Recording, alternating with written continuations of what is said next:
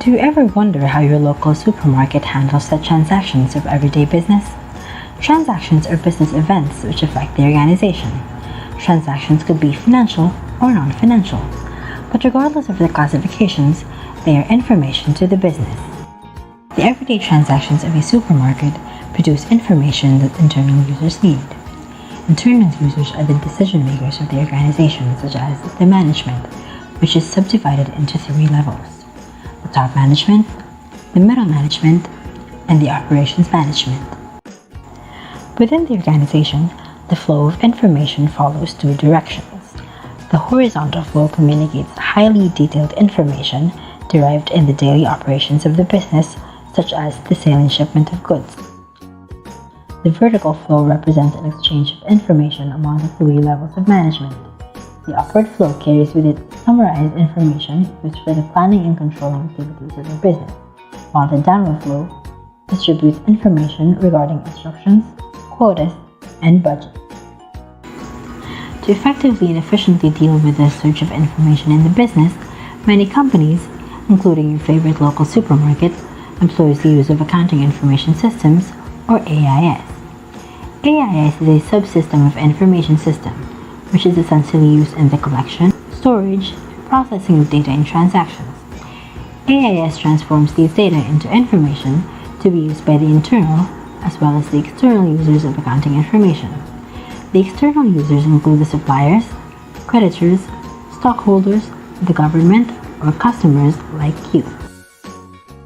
AIS is subdivided into 3 major subsystems: the Transaction Processing System, or TPS, the General Ledger/Financial Reporting System, and the Management Reporting System, or MRS. The TPS is an information processing system which deals with routine transactions in the ordinary course of business. It is essential to firms as it translates economic events into financial transactions, which will be recorded in the accounting records and disseminates information crucial to support the daily operations of the business. To help ease the heavy volume of daily transactions, they are grouped together into transaction cycles. TPS is comprised of 3 transaction cycles. The transactions begin with the expenditure cycle, in which the firm acquires resources by incurring expenditures. For instance, the supermarket, as a merchandising business, obtains goods from its suppliers in exchange for cash. The act of acquiring goods is the physical component of the expenditure cycle, while the disbursement of cash is the financial component. The 4 major subsystems of the expenditure cycle are the purchases or accounts payable subsystem, the cash disbursements subsystem, the payroll subsystem, and the fixed asset subsystem. Next is the conversion cycle. Manufacturing firms go through the process of converting raw materials into finished goods. The conversion cycle has 2 major subsystems: the production system, in which the production process is planned and scheduled and the physical product is controlled, and the cost accounting system, in which the flow of cost information throughout the production is monitored. Lastly, firms sell their finished goods or inventory for cash. This is the revenue cycle. When you purchase a bottle of milk from the supermarket and you pay for it, the supermarket makes a sale. First, the system processes your order. This is the physical component of the revenue cycle. And then, the supermarket clerk collects your payment. This is the financial component. The second major subsystem of AIS is the General Ledger/Financial Reporting System, which produces the financial statements. The transaction cycles provide input to the system by summarizing the transactions so that the general ledger control accounts of the firm may be updated. Afterwards, the financial reporting system will perform the monitoring and reporting of the financial position of the firm to the external users through the financial statements. This is referred to as non-discretionary reporting because the firm does not get to choose what information it discloses. The third major subsystem of AIS is the Management Reporting System. This system serves as provider of internal financial information to the internal management. Management reports are crucial in the decision-making and managing of a business. The MRS produces special-purpose financial reports which are not required to adhere to certain rules and guidelines. This type of reporting is thus referred to as discretionary reporting because the firm may decide over the information it discloses. From 2000 to 2002, several accounting scandals took place which prompted the U.S. Congress to pass the American Competitiveness and Corporate Accountability Act of 2002, more commonly known as the Sarbanes-Oxley Act or SOX. The law addresses complex problems relating to capital markets, corporate governance, and the auditing profession. Section 406 of SOX requires public companies to disclose to the SEC whether they have adopted a code of ethics applicable equally to all employees. The code is supposed to address ethical issues like conflicts of interest, full and fair disclosures, legal compliance, internal reporting of code violations, and accountability.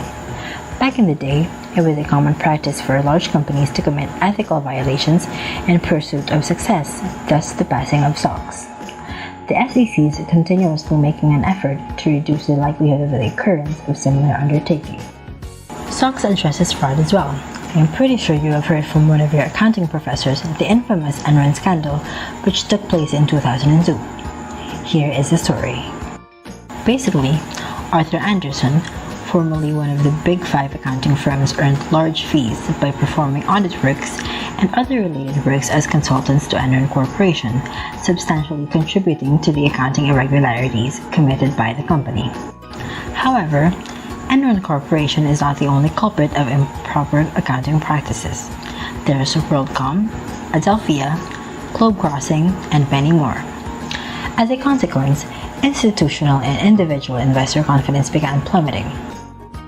The markets for natural gas and for stocks, bonds, and currencies started collapsing. SOX was put into place in response to these. When SOX was enacted, provisions became effective almost immediately. Today, fraud is still prevalent, even in supermarkets, which is why firms implement internal controls to minimize the risk.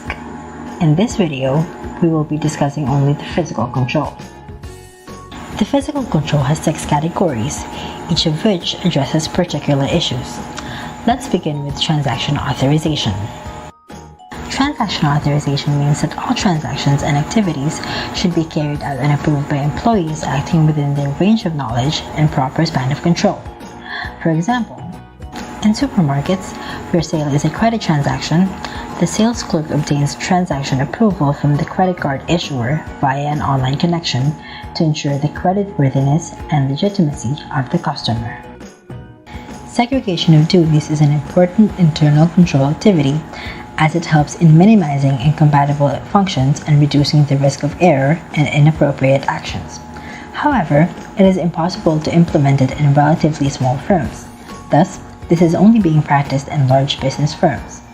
To compensate for the absence of segregation of duties, small organizations impose close supervision. The third category is the accounting records, which provide an audit trail of economic events.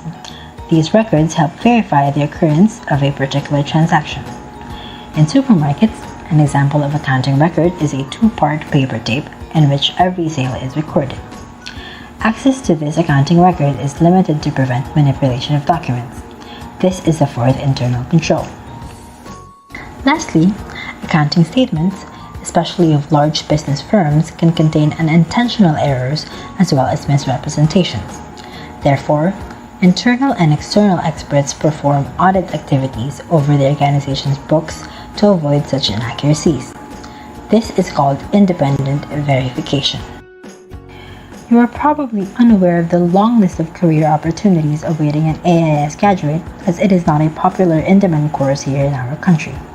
If so, let me enlighten you on this matter. AIS professionals may work for consulting firms, large corporations, insurance companies, financial firms, government agencies, and public accounting firms, among other types of companies. The most common jobs for AIS professionals are accountants, financial auditors, systems auditors, and consultants. Did you learn today? Make sure to tune in for more informative videos. Till next time!